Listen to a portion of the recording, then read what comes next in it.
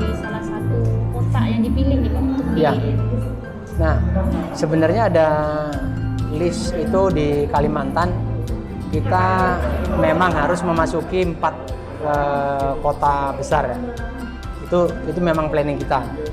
Ya, makanya ada awal itu kita buka di Balikpapan, kemudian Samarinda, Banjarmasin. Seharusnya memang Pontianak itu tahun 2020 kemarin. Nah, kenapa jadi pilihan? Karena Pontianak salah satu kota yang PDRB-nya pertumbuhannya cukup bagus. Itu pertama. Kemudian kedua, PDRB bukan faktor satu-satunya. Karena kedua juga dari lifestyle dari warga Pontianak sendiri. Kalau kita lihat kan warga Pontianak itu lifestyle-nya cukup, kalau dari analisa kita itu cukup mengikuti life cycle-nya pasar modern atau modern lifestyle. Kenapa? Karena udah ada mall-mall modern masuk, kemudian ada QR quick service restoran yang masuk, kemudian juga ada beberapa kafe dan lain-lain yang sudah menjadi gaya hidupnya warga Pontianak. Makanya kita harus masuk ke sini.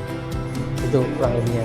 Tadi Bapak sempat singgung bahwa yang The Harvest di Pontianak ini yang terbaik nih Pak di antara yang lainnya di Kalimantan. Ya. Kenapa nih Pak alasannya Pak? Karena gini, so far dari pada saat kita opening dari ke toko-toko yang lain yang ada di kota di Kalimantan, itu omset dari Pontianak ini memang dari hari pertama itu melebihi dari apa yang sudah kita targetkan. Jadi memang ini salah satu toko di luar Jawa yang memang potensinya dari hari pertama sudah kelihatan, jadi stabil terus ya, meningkat. Itu. Pak, untuk kualitas sendiri nih Pak, tadi katanya sudah bersertifikat halal ya Pak? Iya, Itu benar. bagaimana nih, Pak? Nah, kita boleh klaim satu-satunya industri cake atau kita sebutnya baked goods ya, karena ada cake, ada bread, ada hampers, itu yang memiliki central production. Jadi produksi kita terpusat, itu adanya di Sentul Bogor. Jadi semua barang dari yang ada di seluruh Indonesia, toko-toko itu dibuatnya itu di Sentul. Nah, Sentul sendiri dia sudah bersertifikasi halal. Jadi GMP kita halal, halalnya grade A, itu yang tertinggi. Kemudian juga kita dilengkapi HACCP, ISO 22000, dan kita pada proses untuk pengambilan sertifikasi BRC, jadi British Retail Consortium. Saya pikir itu yang hierarki tertinggi di makanan. Nah, karena kita sentral produksi, otomatis semua produk yang kita jual di toko itu traceability, kode produksinya ada, kemudian kapan dibuat. Jadi kalau amit-amit ada apa-apa, itu kita bisa lacak.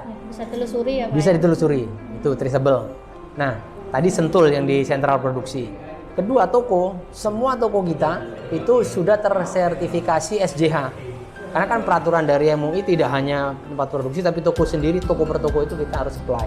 Dan itu pun kita sertifikasi grade A juga, kurang lebih itu. Jadi satu aman, saya pastikan, dan SJH kita bukan asal main-main. Jadi semua bahan baku kita, meskipun kita tahu kandungannya cake itu kan 90% itu dairy product. Jadi ada butter, ada susu di dalamnya, ada whipping cream, yang which is pasti 80%-nya impor. Nggak mungkin diproduksi sini. Nah, importnya pun itu kita ketat sekali, harus ada sertifikasi halal. Itu bisa dipastikan dari kita, kurang lebih. Terakhir Pak, mungkin harapan ke depan seperti apa nih Pak? Ya, harapan kita ke depan sih sebenarnya satu sudah pasti bahwa ya kita ingin berkontribusi dengan adanya kalau bisnis kita maju kan berarti ada lapangan pekerjaan yang terbangun.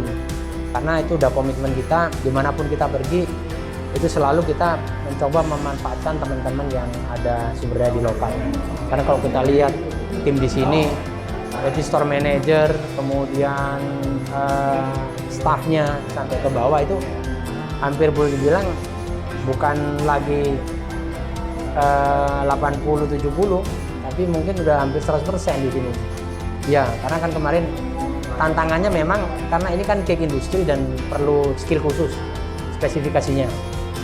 Mau nggak mau, biasanya kalau kita buka itu separuh tim dari Jakarta, separuh dari lokal. Tapi kemarin karena waktunya panjang, karena kita punya jeda, jadi tempat ini kita udah deal, cuma bukanya lama.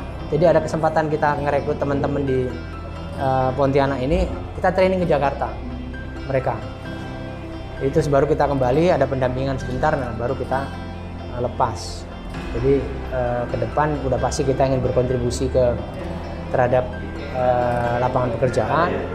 Kemudian kedua ya kita maunya kelak akan ada beberapa program-program CSR yang kita bisa tingkatkan. Karena sejauh ini juga sama, kita setiap Ramadan itu Lebaran, hasil penjualan hampers kita itu kita sumbangkan 1%-nya melalui dompet duafa ke semua. Inilah siapa yang perlu menjadi fokus, jadi dompet duafa yang menampung itu kita. Saya rasa itu. Terima kasih, Pak. Sama-sama.